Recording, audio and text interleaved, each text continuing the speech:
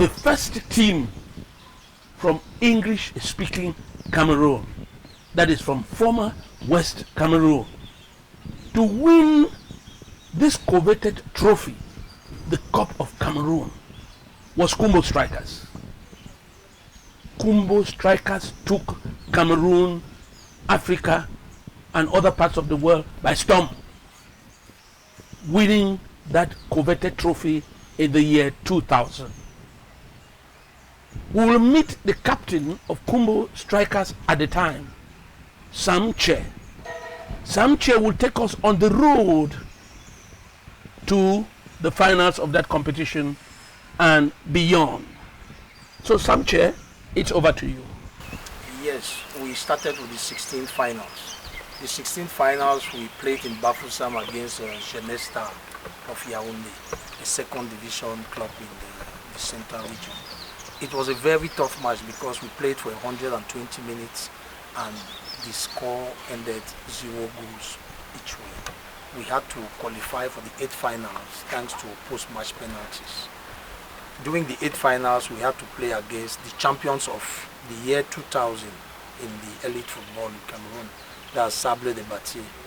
We defeated them 2-0 in Bafoussam and 1-0 in Kumbo because the 8 finals is played on the home and away leg.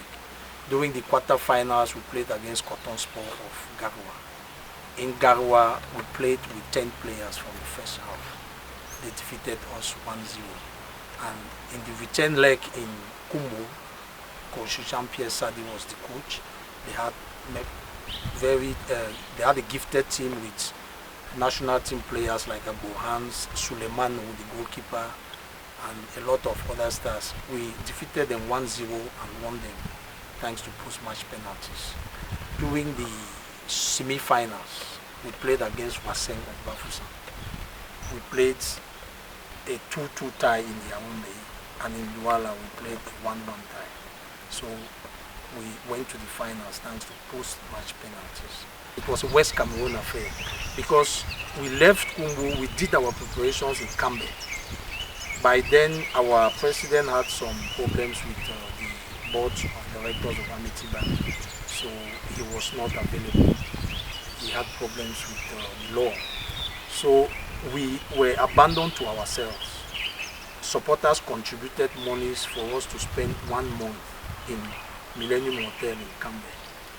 People in the village on Cambe, they were contributing cocoyams and vegetables to feed us.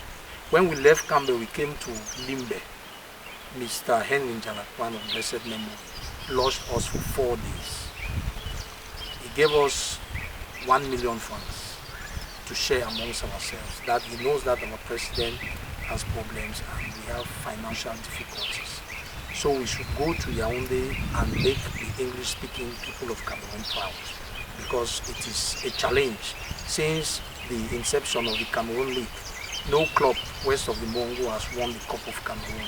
So every English-speaking Cameroonian gave us their blessing. It was not just the vision of the management by then. It was we had an obligation to go win the cup, because when we left Limbe, we played a farewell match with the Limbe selection, and the turnout was marvelous. I've never seen such a mobilization to cheer people up for a cause. We arrived here only at Sims Hotel. That night, something happened like a miracle, because our president was released from the Uber prison. He came and met us. We had no boots, no tracksuits.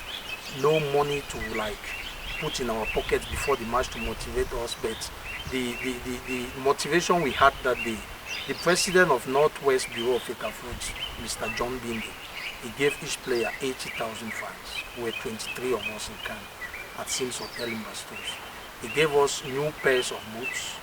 They gave us new pairs of tracksuits, and the governor for the Northwest Province, Mr. Kumbo Strikers, who is today the High Commissioner for South Africa, he promised us 1 million francs if we win the cup.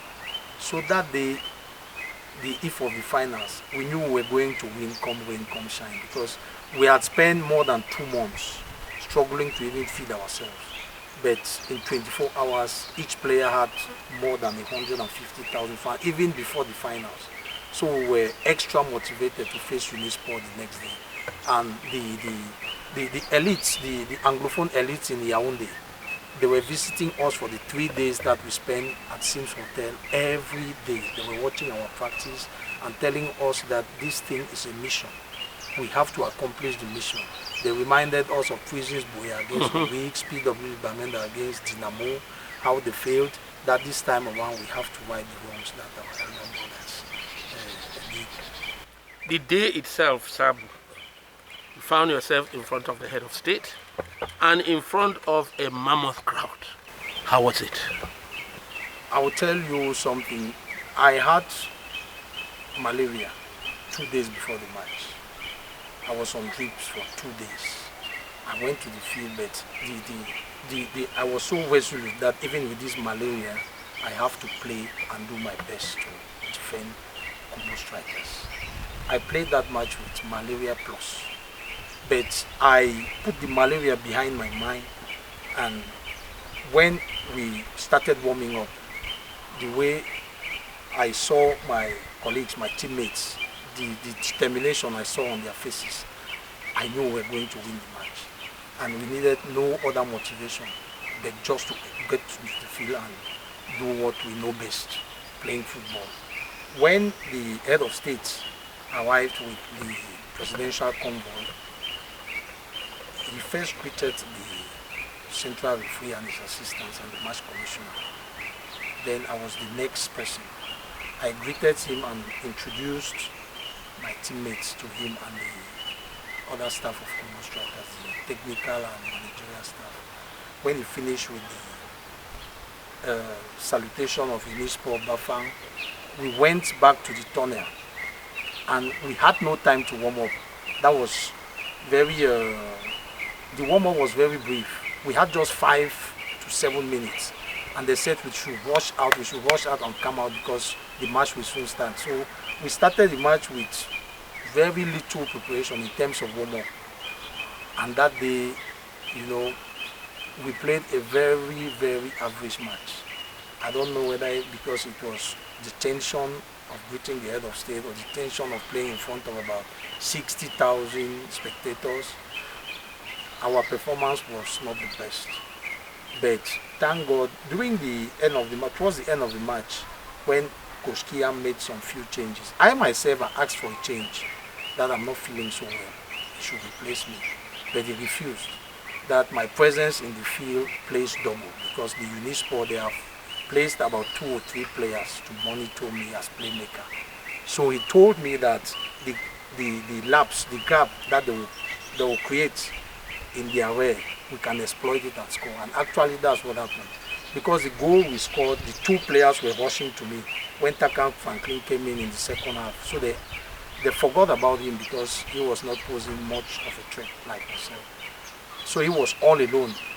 When he received the cross from Takon Neville, he was all alone. That's how we scored the goal. And when we scored the goal at the 78 to 77 minutes, we had to just play cool, pass the ball around to wait for the 90th minute for the final blast of the referee's whistle. And when that final blast came, it was so hysteric. You know, it was like heaven has break loose. The people who traveled from Bamenda, from Kumbo, from Limbe, from Boya, all of them, they went wild with joy, and they were hitting drums and singing and dancing. As a matter of fact, the people in charge of protocol at the presidency, they needed to push some people out to pave the way for us to go greet the president and receive the cup, because people were uncontrollable. People were so happy. It was the first time that a club west of the Mongo was winning the Cup of Cameroon. And that moment when you had to receive the trophy from the head of state? Yes, I remember so vividly. The head of state, he shook my hands first. He was holding the cup with one hand. He shook my hands and he said, "Félicitations." I said, "Thank you, sir." And he gave me the cup. And he's the one who told me to brandish the cup to the public, that I need to show the cup to the public. And as I raised the cup, the people went wild again with joy. And I had to pass the cup to my other colleagues who were behind me as we queued up and passed round the presidential stands to our boss.